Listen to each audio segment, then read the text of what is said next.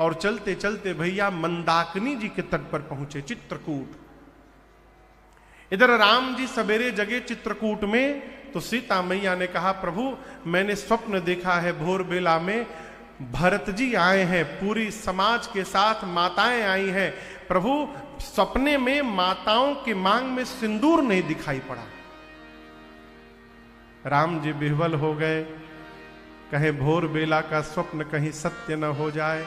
अभी मुनियों का आदर सत्कार करके भगवान बैठे थे, तब तक एक कोल ने आकर कहा, प्रभु आपके कोई भाई है क्या भरत नाम के? राम जी बोले, हाँ है ना। बोले, प्रभु भरत जी आ गए हैं मंदाकिनी जी के तट पर। गोस्वामी तुलसीदास जी कहते हैं, सुनत सुमंगल बैन मन प्रमोद तन पुलक भर, शरद सरोरुहनैन तुलसी भरे स्नेह जल। गोस्वामी तुलसीदास जी कहते हैं, भगवान सुने भरत भैया आ गए, राम जी के नेत्र सजल हो गए, शरीर का एक एक रोम पुलकित हो गया। भगवान पहले तो प्रसन्न हुए, लेकिन अगले क्षण राम जी सोचने लगे, कारण कवना भरत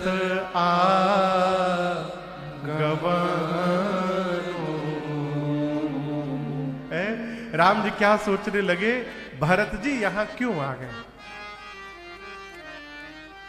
अब यहां दर्शन करिए, राम जी का ये सोचने के पीछे कारण ये है कि राम जी ने आज तक जीवन में भरत भैया को कभी ना नहीं कहा है। राम जी सोचते हैं, यदि भरत जी आ करके कह दे कि भैया वापस चलिए, तो मैं भाई को कहूंगा क्या? राम जी यही मन में विचार कर रहे हैं। सो सुनी राम ही भाति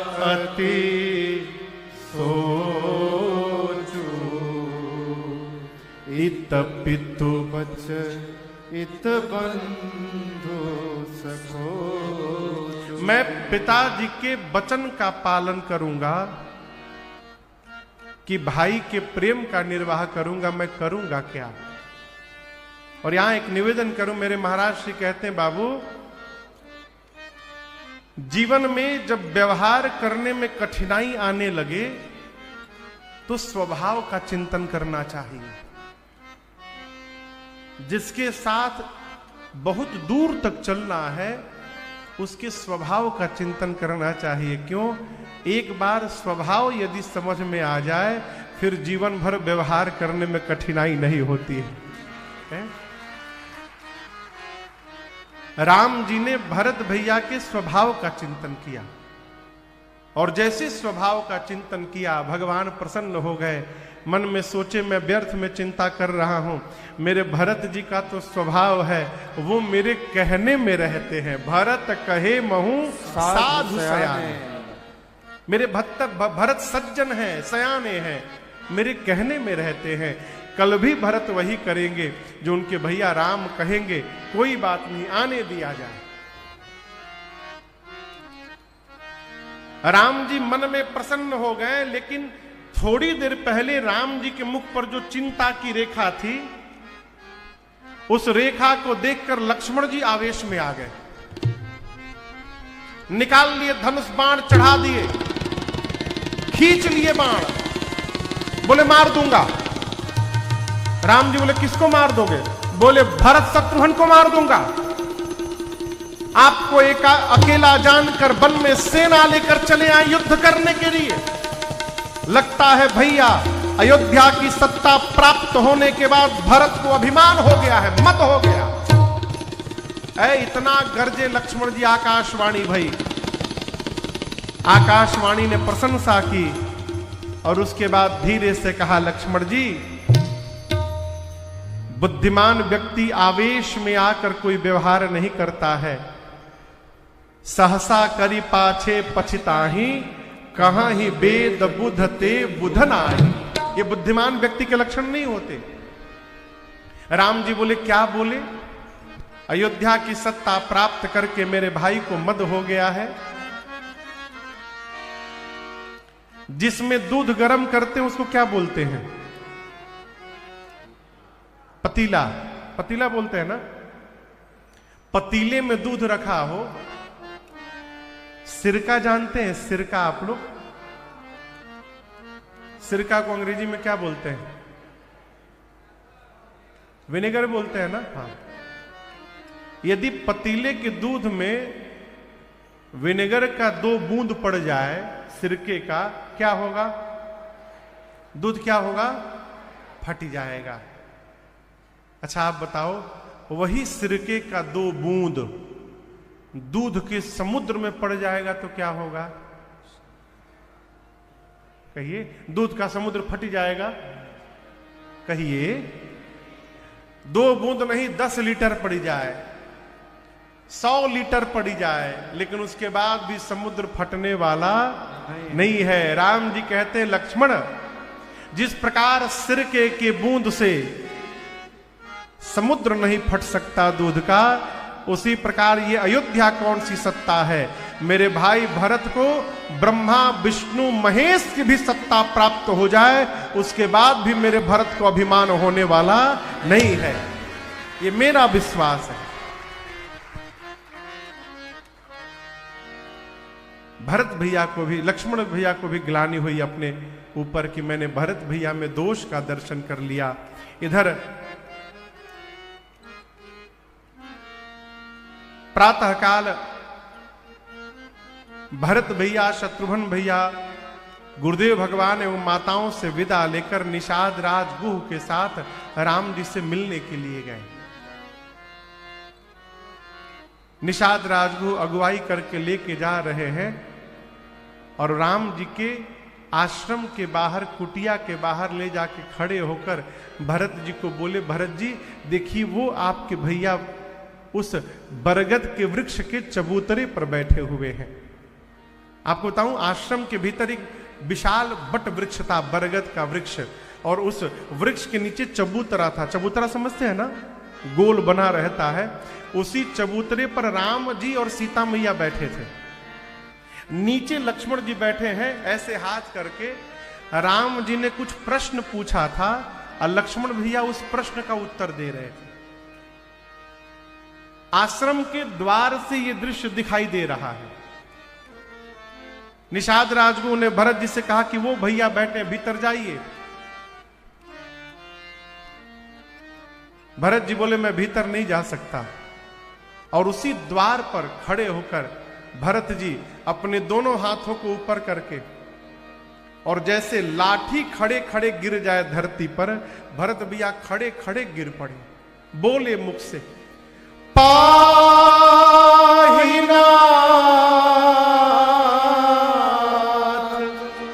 कही पाही गोसाई, भूतल पड़े लकुट की पाहिनाथ पाहिनाथ त्राहिमाम प्रभु त्राहिमाम करके भरत जी खड़े खड़े गिर पड़े। अब यहां दर्शन करिए, भरत जी त्राहिमाम प्रभु मेरी रक्षा करिए पाहिनाथ की आवाज किए, राम जी गए नहीं। लक्ष्मण जी को सुनाई पड़ा। लक्ष्मण जी को सुनाई पड़ गया तो क्या राम जी को सुनाई नहीं पड़ा होगा? भगवान नहीं सुन पाए? अरे कहा तो ये गया है कि चींटी के पग घुंघरू बाजे सो भी साहब सुनता है। चींटी देखें आप लोग, चींटी यहां क्या बोलते हैं मराठी में? पुंगी, पुंगी बोलते हैं। मूंगी, मूंगी, अच्छा मूंगी, अच्छा।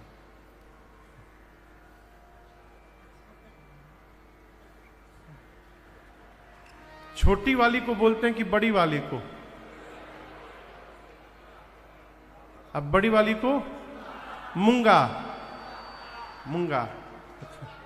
अच्छा ठीक है, वही जो आप बोल रहे हैं वही। आम के पेड़ पर जो दो बड़े बड़े होते हैं, लाल वाला एक काला वाला, उसको आम के पेड़ पर देखे हैं? हमारे यहां उसको माटा बोलते हैं। ललका बहुत खतरनाक होता है, पकड़ ले तो बिना खून निकलने ना छोड़त है। मूंगी, मूंगी छोटी वाली। अब सोचिए कोई मूंगी है, अब उस मूंगी के पांव कितने छोटे छोटे होंगे। हाँ, अब मान लीजिए ऐसा कोई कुशल सोनार हो, ज्वेलर्स हो, जो मूंगी के पांव का पायल बना दे। अब सोचिए वो पायल कितना छोटा होगा, और उस पायल के घुंघरू कितने छोटे होंगे, कितने छोटे छोटे। अब उस छोटे से पायल को पहनकर मूंगी रानी पांव में पहनकर और धरती पर इठला के चले और उसके पायल का घुंघरू बजे, तो साकेत में बैठे मेरे राम जी उसको भी सुन लेते हैं। ये मेरे भगवान की शक्ति है।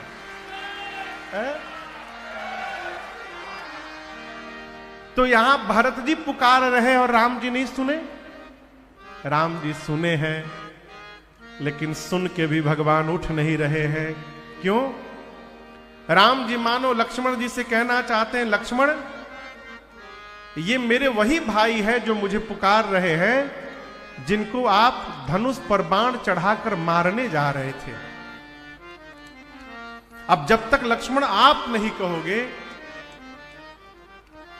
मैं अपने भाई को उठाने नहीं जाऊंगा। लक्ष्मण जी आवाज सुने। यहां तो गोस्वामी जी कहते हैं कि चढ़ी चंग जनु खेच खिलारो। अब लक्ष्मण जी उत्तर दे रहे थे। अब सोचे यदि उत्तर को बीच में छोड़ करके बोलता हूं तो यह भगवत अपराध होगा। उत्तर पूरा करता हूं तो भरत भैया नीचे गिरे हुए हैं। तो गोस्वामी जी कहते चढ़ी चंग जनु खेच खिलारो। पतंग उड़ाते हैं आप लोग? पतंग अब तो प्लास्टिक का पतंग आ गया। हम लोग छोटे थे तो कागज के पतंग होते थे। तो जब पतंग उड़ाते थे और पतंग उड़ाते समय बारिश आ जाता था तो कैसे खींचते थे? धीरे धीरे, आजा आजा नीचे आजा, ऐसे खींचते थे। कैसे खींचते थे पंडित जी? वो तो गाड़ी चला रहे हैं आप, ऐसे ऐसे ऐसे खींचते थे, ऐसे ऐसे। जितनी तेजी से पतंग खींचने लगते हैं लोग, चढ़ी चंग जनु खेच खिलारू, उसी प्रकार धीरे धीरे उत्तर देते देते अचानक लक्ष्मण जी उत्तर देने का स्पीड बढ़ा दिए। जल्दी जल्दी उत्तर पूर्ण किए और उसके बाद धरती पर सिर रखकर प्रणाम करके राम जी से हाथ जोड़कर बोले, प्रभु भैया भरत प्रणाम करत रघुनाथ। बोले, हे रघुनाथ जी, भरत भैया आपको प्रणाम कर रहे हैं। और यहां लक्ष्मण जी मुख से भरत शब्द निकला और आप राम जी के वेग का दर्शन करिए।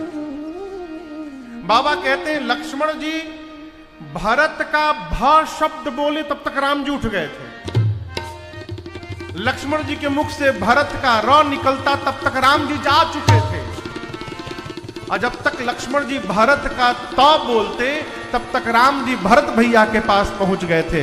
उठे राम सुनि प्रेम अधीरा, कहु पट कहु निसंग धनु धीरा, कहु पट कहु निसंग धनु धीरा, कहु पट कहु निसंग धनु धीरा।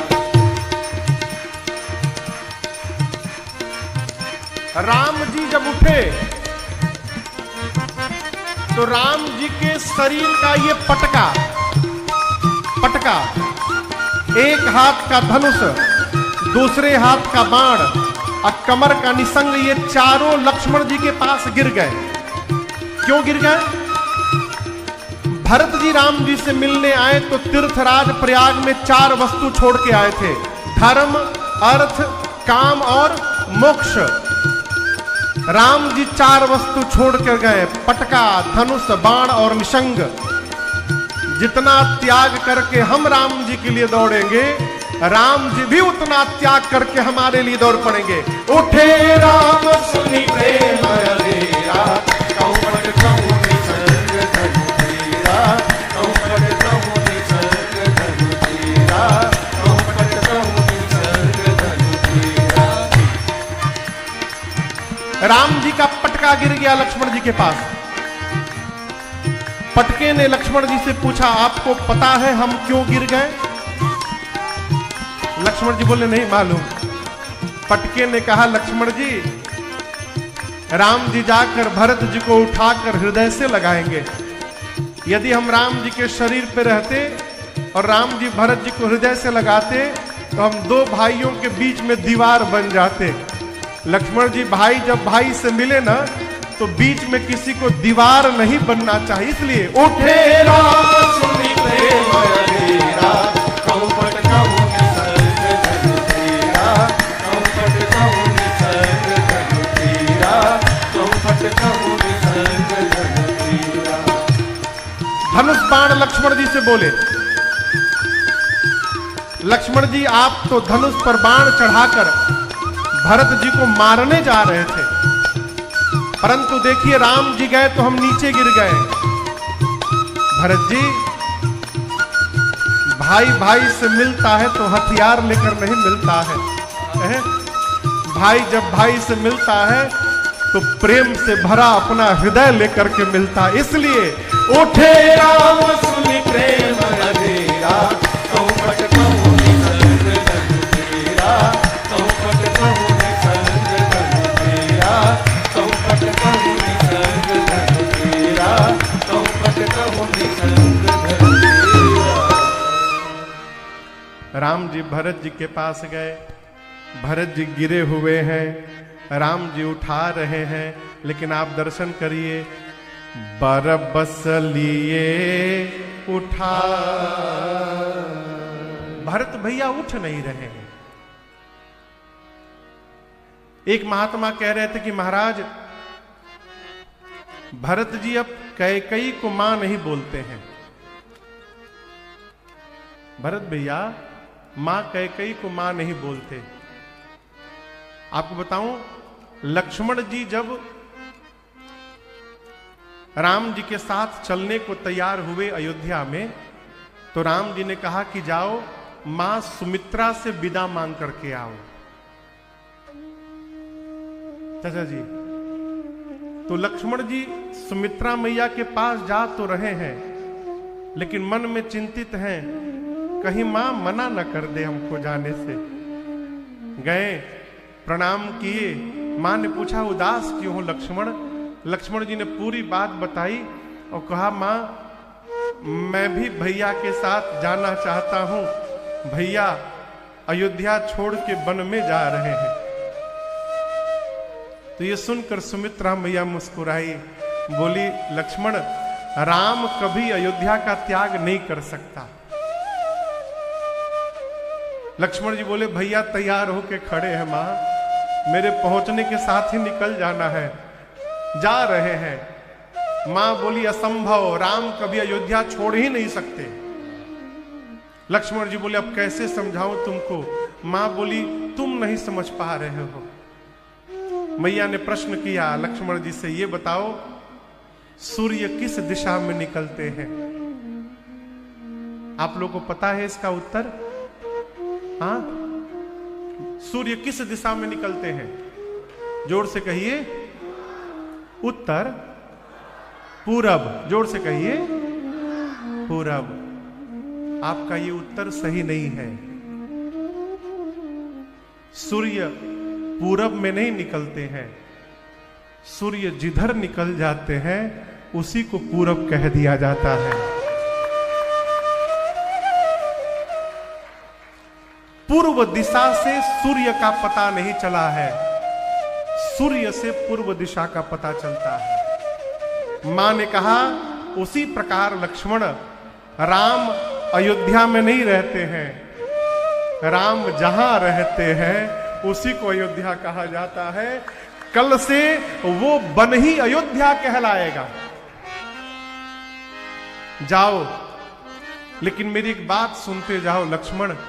लक्ष्मण जी बोले, क्या मैया? सुमित्रा मैया ने कहा था कि आज के बाद मैं तुम्हारी मां नहीं हूं। लक्ष्मण जी पांव पकड़ के रोने लगे, मां छोड़ के जा रहा हूं तो मां कहने का भी अधिकार छीन रही हो। सुमित्रा मैया बोली, नहीं लक्ष्मण, अब मैं तुम्हारी मां नहीं। लक्ष्मण जी बोले, मेरी मां कौन? तो सुमित्रा मैया ने कहा था, क्या? तात तुम्हारी मां तू वैदेही, आज से सीता तुम्हारी मां है। अब पिता राम सब भांति सने। इस बात को भरत जी भी सुन रखे हैं कि मां ने लक्ष्मण से ये बात कही थी। तो उस समय से लक्ष्मण भरत जी भी सीता मैया को मां मान लिए हैं। भाभी मां जैसी होती भी है। अब भरत जी सीता मैया को माता कहते हैं। सीता मैया की माता कौन है? धरती मैया। तो धरती मैया भरत जी की क्या हो गई? नानी। नानी हो गई ना। भरत जी उठ क्यों नहीं रहे हैं? जब भरत जी धरती पर गिरे तो धरती मैया ने ही भरत जी को बाहों में पकड़ लिया है कि भरत जैसे नाती को प्राप्त करके आज ये धरती भी धन्य हो गई है। इसलिए भरत जी उठ नहीं रहे हैं। राम जी बरबस उठाए, बरबस लिए उठा और तुरंत उरलाए कृपा निधान। भरत राम की मिलन लगे बिसरे सब अपार। आपसे बताऊं, राम जी ने भरत जी से पूछा कि भैया आप उठ क्यों नहीं रहे हैं? यहां एक बात समझिएगा, यदि मैं नीचे यहां गिर जाऊं तो आप में से किसी की क्षमता नहीं है कि जो मुझे उठा दे। आप तभी उठा सकते हैं किसी को जब वो उठना चाहे। यदि वो अपना शरीर ढीला कर दे तो आप उठा नहीं पाएंगे किसी को भी। भरत जी अपना पूरा शरीर छोड़ रखे हैं। राम जी पूछे, तुम उठ क्यों नहीं रहे हो? भरत जी कहे, प्रभु इस पापी भरत के कारण आपको वन में आना पड़ा। नाथ, मैं आपको मुंह दिखाने लायक नहीं रहा। मैं उठूंगा तो मेरा मुख आपके सन्मुख चला जाएगा, इसलिए मैं नहीं उठ रहा हूं।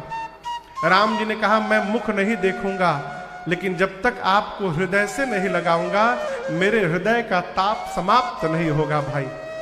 और आप दर्शन करिए, राम जी ने उठाया और बिना भरत जी का मुख देखे तुरंत उरलाए कृपा निधान। भरत भैया को राम जी ने हृदय से लगा लिया और दोनों भाई इतना रोए हैं आज, आप इसकी कल्पना नहीं कर सकते। चारों भैया मिले हैं। दूर से निषाद राजगुरु ने प्रणाम करके कहा, प्रभु पूरा समाज आया हुआ है। राम जी दौड़ कर गए, सबको दंड प्रणाम किए। आपको पता है, माताओं में तीनों माताएं गई थी। माताओं में राम जी सबसे पहले किसको प्रणाम किए? हाँ,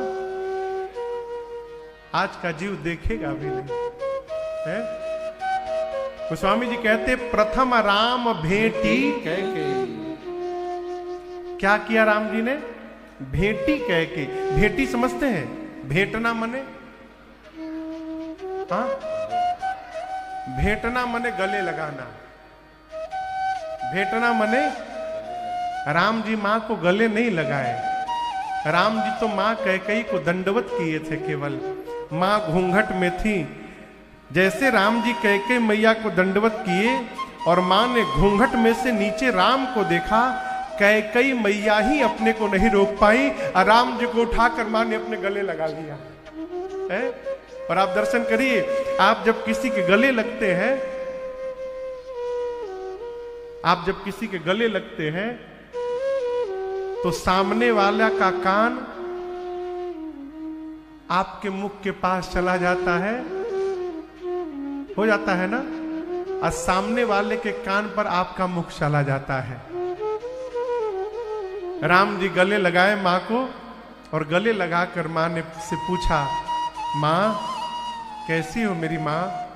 ये मां शब्द सुनते कैकेयी मैया फफक पड़ी, बोली भरत अब मुझे मां नहीं कहते, राम कोई मेरे से बात नहीं करता, इस हजारों की भीड़ में तुम्हारी मां अकेली हो गई है। राम जी बोले कोई तुमसे बात नहीं करे तो क्या हुआ, राम तो तुमसे बात कर रहा है मां, मैं कोई भी तुमको छोड़ के चला जाए लेकिन तुम्हारा राम तुम्हारा कभी त्याग नहीं कर सकता, मैं सदैव आपके साथ ही खड़ा रहूंगा मैया। मां को अनेक प्रकार से समझाया प्रभु ने, समाज को लेकर के गए,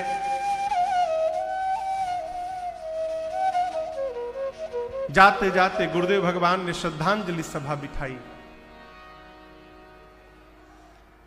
और जगत की नायक चर्चा करते करते महाराज ने, गुरुदेव ने महाराज के महाप्रयाण का पूरी सूचना प्रदान कर दी राम जी को।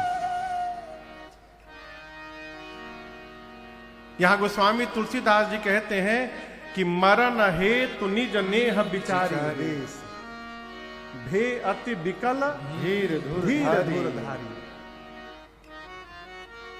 राम जी सुने कि मेरे प्रेम के कारण पिताजी चले गए, यहां राम जी बहुत रोए हैं आज। और यहां समझिएगा, मेरी हाथ जोड़कर आप लोगों से एक प्रार्थना है, बोलूं? किसी के घर कोई घटना घट जाए तो उसके घर जाकर प्रवचन न दिया करिए। कई लोग आ जाते हैं ना घर में, ए किसके लिए रो रहे हो, आत्मा तो अजर अमर है, जो आया है उसको जाना ही है, ये प्रवचन न दीजिए। क्यों? जिसका खोता है ना उसी को दर्द होता है, सबको दर्द भी नहीं होता। राम जी तो भगवान है। यहां गोस्वामी जी कहते हैं कि राम जी सुने कि मेरे प्रेम में पिताजी चले गए। आज राम जी इतना रोए हैं कि राम जी को रोता देख पूरी प्रजा रोने लगी, और ऐसा लगने लगा कि मानो आज ही महाराज का महाप्रयाण हुआ हो। उस दिन किसी ने जल का एक बूंद ग्रहण नहीं किया, सिंगल ड्रॉप ऑफ वाटर, एक बूंद कोई नहीं पिया। बार बार गुरुदेव कहते रह गए। अगले दिन पिताजी के निमित्त राम जी को जो जो व्यवहार करना था गुरुदेव ने कराया। 4 दिन बीते, एक सभा बैठी है, अयोध्या से जितने लोग गए हैं उन लोगों की अलग, उसमें राम जी, लक्ष्मण जी, सीता जी नहीं थे। गुरुदेव भगवान अध्यक्षता करते हुए सभी अयोध्या वासियों से बोले, देखिए मेरी बात पहले आप लोग सुन लीजिए, मैं आप लोगों में श्रेष्ठ हूं, मैं एक बात कहना चाहता हूं, एक बात की घोषणा करना चाहता हूं, राम वन में रहे अथवा राम अयोध्या में रहे, अयोध्या के राजा राम हैं, और कोई राम राजा नहीं है। कौन है राजा? राजा राम। क्यों राम राजा है? गुरुजी ने कहा राम भगवान है। गुरुदेव ने स्पष्ट कर दिया, राजा राम स्वबस भगवानो। गुरुजी ने कहा राम की आज्ञा का उल्लंघन करना पूरे ब्रह्मांड में किसी की क्षमता नहीं है। ब्रह्मा हो, विष्णु हो, शंकर हो, चंद्रमा हो, सूर्य हो, अरुण वरुण कुबेर पवन पावक दिक्पाल, सब राम जी की आज्ञा का पालन करते हैं।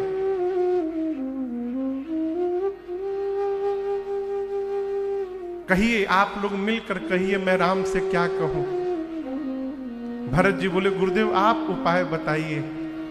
भरत जी से गुरु जी बोले, भरत उपाय तो मेरे पास एक है, यदि आप तैयार हो जाए तो। भरत जी बोले, आज्ञा करिए गुरु जी।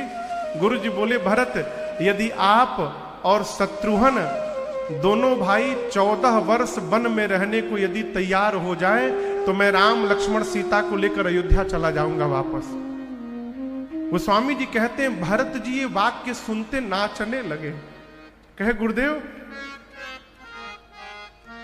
मेरे वन में जाने से भैया वापस चले जाएंगे गुरुजी, तो मैं एक बात कहना चाहता हूं गुरुदेव, मैं 14 साल के लिए वन नहीं जाऊंगा। गुरुजी बोले फिर? भरत जी बोले मैं जीवन भर के लिए वन में चला जाऊंगा गुरुजी, मैं अयोध्या लौट के आऊंगा ही नहीं जीवन में कभी।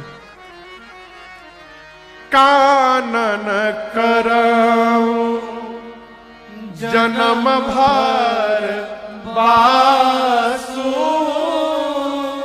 एहि ते अधिक नमोर सुपासु। भरत भैया बोले मैं जीवन भर वन में रहने को तैयार हूं गुरुदेव।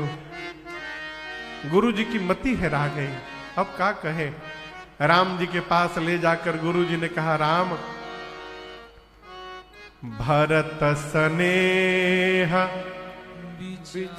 विचार न राखा। राम, आपके भाई भरत जी का प्रेम मैंने अभी देखा है पीछे आपके प्रति, और मैं सत्य कहता हूं राम, भरत के उस प्रेम को देखकर आज आपके गुरु जी के विचार करने की शक्ति समाप्त हो गई। मैं कुछ सोच नहीं पा रहा हूं, मुझे तो ऐसा लग रहा है राम, भरत जी जो कह रहे हैं वही कर लिया जाए। राम जी बोले ठीक है गुरुदेव, मैं भी वही करूंगा जो भरत जी बोलेंगे। गुरु जी ने भरत जी से कहा कि बेटा जो जो कहना है आज कह दो, अब ऐसा अवसर दोबारा मिलेगा नहीं, आपके भैया तैयार हो गए हैं, आप जो कहेंगे वो करेंगे। भरत जी खड़े भय, हाथ जोड़कर सबको प्रणाम करके भरत जी बोले गुरुदेव, मैंने आज तक अपने भैया के सामने कुछ कहा नहीं है। महू स्नेह सकोच बस,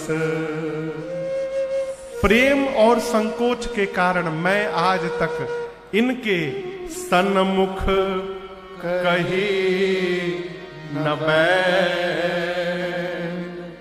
दर्शन तृप्त न आज लगे, प्रेम पिया से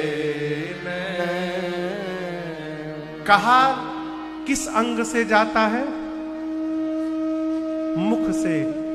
देखा किस अंग से जाता है? आंख से। आंख ऊपर है कि मुख? आंख। भरत जी कहते गुरुदेव, मैं खड़ा होके भैया को देखता हूं और इनको देखते देखते आज तक मेरे नेत्र तृप्त नहीं हुए हैं, अभी आंख भरा ही नहीं तो जिह्वा की बारी कहां से आएगी? आज तक मैंने कुछ बोला ही नहीं इनसे, लेकिन आज मैं कहूंगा गुरुजी। और भरत जी पहला वाक्य जानते हैं क्या बोले? मैं जानू निज नाथ स्वभाव, मैं अपने भैया के स्वभाव को जानता हूं। कौन सा स्वभाव? अपराधी हूं पर कोह न का। ये अपराधी पर भी क्रोध नहीं करते हैं, मैं तो इनका भाई हूं। एक बात मैं आप सबको बताना चाहता हूं। भरत जी बोले गुरुदेव, जब हम चारों भाई बचपन में खेलते थे ना, तो राम भैया हमेशा कहते थे कि मेरे दल में लक्ष्मण रहेंगे, अब विरोधी दल में भरत और शत्रुघ्न रहेंगे। तो मैं राम भैया से कहता था कि भैया मैं तो सपने में भी आपके विरोध में नहीं खड़ा हो सकता हूं, मुझे आप विरोधी दल में क्यों रखते हैं? तो भैया कहते थे कि भरत, विरोधी दल में रहोगे ना, सामने वाले दल में, तो मैं अपने भाई को देखता रहूंगा, अब भरत अपने भैया राम को देखते रहेंगे, हम दोनों एक दूसरे को देखते रहेंगे। गुरुदेव मैं तो देखते देखते हारने लगता था, मैं खेल ही नहीं पाता था, मैं केवल इनको देखता रहता था।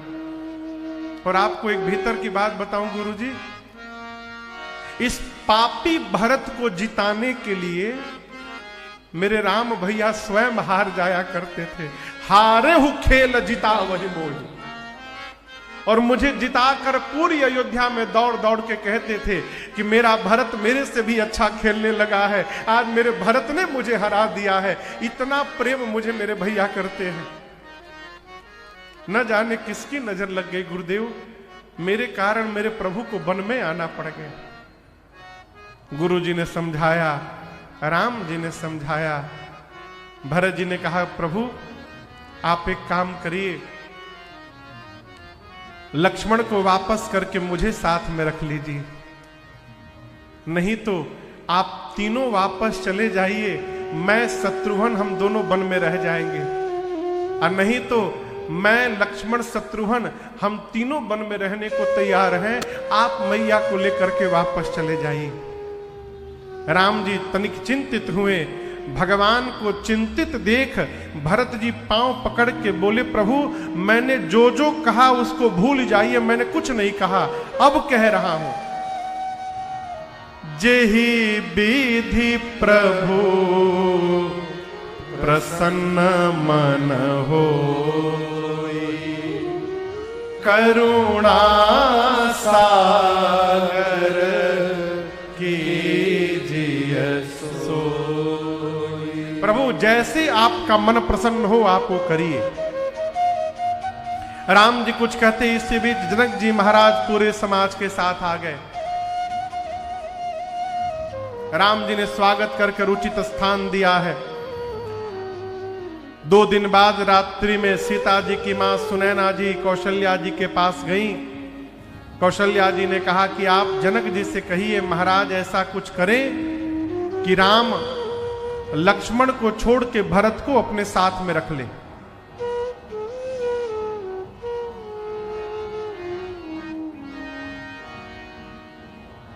ये खरवास में कौन बियाह होता है हो?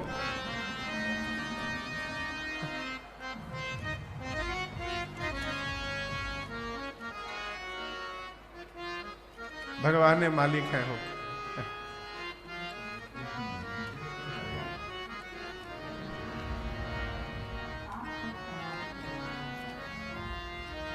न्यूज चलत है का? अगला दिन हुआ, अब दर्शन करिए, कोई निर्णय नहीं ले रहा है, सब एक दूसरे पर टाल रहे हैं, आप निर्णय लो, आप निर्णय लो। अंत में भरत जी खड़े हुए और खड़े होकर बोले भैया मैं बताऊं मैं क्या चाहता हूं। राम जी बोले बताओ। भरत जी हाथ जोड़कर बोले जहां नाथ रख दोगे,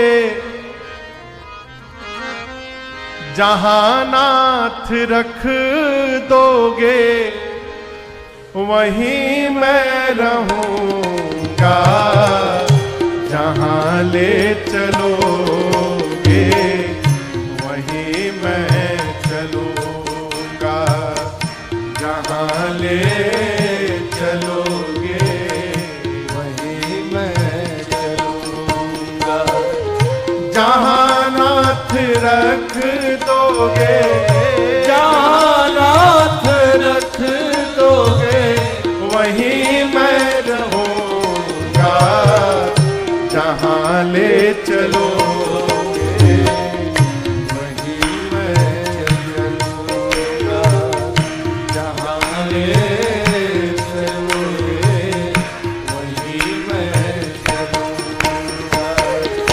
ये जीवन समर्पित शरण में तुम्हारे, तुम ही मेरे सर्वस्व, तुम ही प्राण प्यारे। ये जीवन समर्पित शरण में तुम्हारे, तुम ही मेरे सर्वस्व, तुम ही प्राण प्यारे। तुम्हें छोड़ कर ना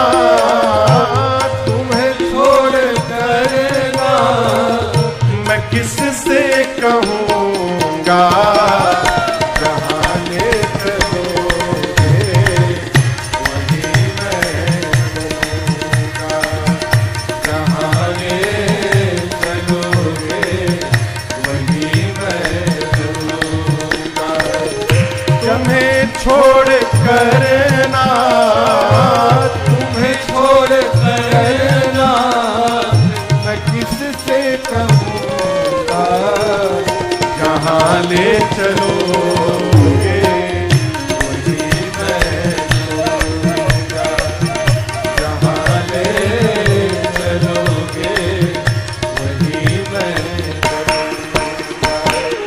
न कोई उलहना ना कोई अर्जी, कर लो करा लो तुम्हारी जो मर्जी। न कोई उलहना ना कोई अर्जी, कर लो करा लो तुम्हारी जो मर्जी। कहना भी होगा तो, कहना भी होगा तो तुम ही से कहूँगा, जहाँ ले चलोगे वही मैं चलूँगा, जहाँ ले चलोगे वही मैं चलूँगा। कहना भी होगा तो, कहना भी होगा तो तुम्ही से कहूँगा, जहाँ ले चलोगे वही मैं चलूँगा, जहाँ ले चलोगे वही मैं चलूँगा।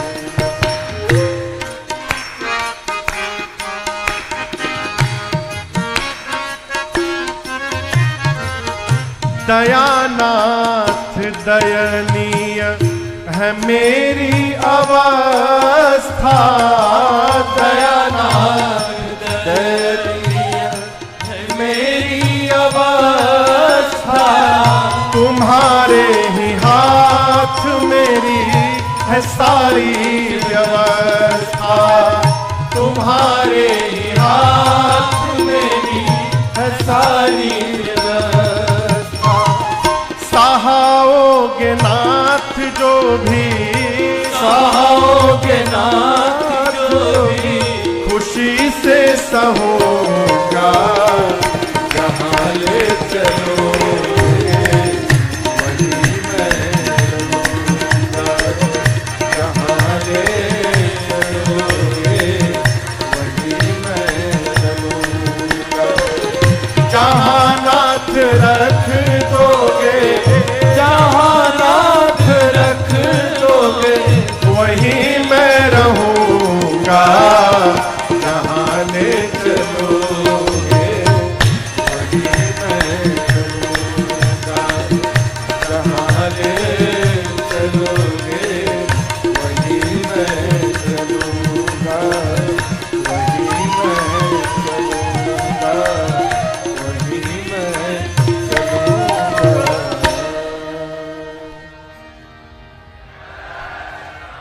क्या कहा भरत भैया ने? जहां ले चलोगे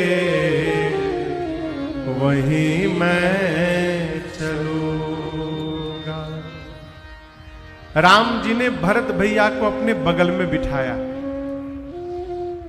और कहा कि भरत जी, आप अपना धर्म भी जानते हैं, मेरा भी जानते हैं, आप रघुकुल की रीत भी जानते हैं। जाना हूं तात तरनी कुल रीति।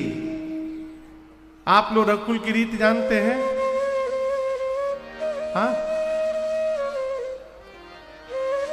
रघुकुल की रीत क्या है? प्राण जाय बरु बचन न जाई। राम जी बोले, भरत जी आप अपने धर्म का पालन करिए और मुझसे मेरे धर्म का पालन करा दीजिए। भरत जी बोले, भैया मेरे लिए तो एक ही धर्म है, आपकी आज्ञा का पालन करना, आप कहिए क्या करना है। राम जी समझ गए मुझे ही कहना है। राम जी बोले, ठीक है, चलिए हम और आप आज बंटवारा कर लेते हैं। क्या कर लेते हैं? बंटवारा सुनते भरत जी बोले, भैया आप मेरे से बंटवारा करेंगे? संपत्ति छोड़ के आप वन में चले आए, उस संपत्ति को छोड़कर मैं भी वन में चला आया और आप मेरे से बंटवारा करेंगे। राम जी बोले बंटवारा करेंगे लेकिन संपत्ति का नहीं करेंगे भरत, हम और आप अपने घर के विपत्ति का बंटवारा करेंगे, विपत्ति बांटेंगे। ये कथा कहती है भाई से बांटना है तो विपत्ति बांटिए। संपत्ति चली जाएगी तो आ भी जाएगी, संबंध चला गया ना हो फिर संबंध मिलने वाला नहीं है, इसलिए संबंध को बचाइए। भगवान से कहिए प्रभु उतनी ही संपत्ति दीजिए जिससे अपना भाई शत्रु न दिखाई देने लगे। है रुपया बहुत हो जाता है ना हो तो भाई शत्रु दिखाई देने लगता है। राम जी बोले विपत्ति बांटेंगे। 14 वर्ष मैं वन में रहूंगा, 14 वर्ष मेरे भरत जी अयोध्या रहेंगे। भरत जी पांव में गिर गए, कहे भैया अभिषेक हो जाए अभी। बोले अभी नहीं, लौटते समय। अत्रि मुनि राज्याभिषेक की सारी सामग्री चित्रकूट और बांदा के बीच में कुआं है, उस कुएं में ले जाके रखवा दिए। वहां भरत भैया का मंदिर भी है आज भी। बोले भरत जी इस कुएं के जल को जो अपने ऊपर छिड़केगा उसे समस्त तीर्थों में स्नान करने का फल प्राप्त होगा। इसका नाम आज से भरतकूप होगा। 5 दिन चित्रकूट का दर्शन करके छठे दिन भरत जी ने भगवान से विदा मांगा है। राम जी ने खूब समझाया है। भरत जी कुछ चिन्ह चाहते हैं, यहां भरत भैया को देने के लिए भगवान ने अपने आप को ही परिवर्तित किया पादुका के रूप में और भरत भैया को दिया। प्रभु कर कृपा पावर दीने सादर भरत शीस धरि लेने चरण तीर्थ करुणा निधान के जनु जुग जामिक प्रजा प्राण के भरत मुदित अवलंब लहे दे अस सुख जस सिय राम रहे थे। भरत मुदित अवलंब लहे थे अस सुख जस सिय राम रहे थे। गोस्वामी तुलसीदास जी कहते हैं जैसे प्रभु ने पादुकाओं को दिया, भरत भैया ने पादुकाओं को सिर पे धारण किया। उनको लगा कि पादुकाओं के रूप में स्वयं श्री सीताराम जी ही उनके साथ जा रहे हों। पूरे समाज को राम जी ने विदा किया है। भरत भैया लेकर अयोध्या और मिथिला के समाज को 9 दिनों में चलकर अयोध्या पहुंचे हैं। जाते जाते भरत भैया ने भगवान के पादुकाओं को राज सिंहासन पे पधराया है। जनक जी महाराज 5 दिन राजपाट की व्यवस्था सुदृढ़ करवा करके और विदा लेकर के अपनी प्रजा के साथ मिथिला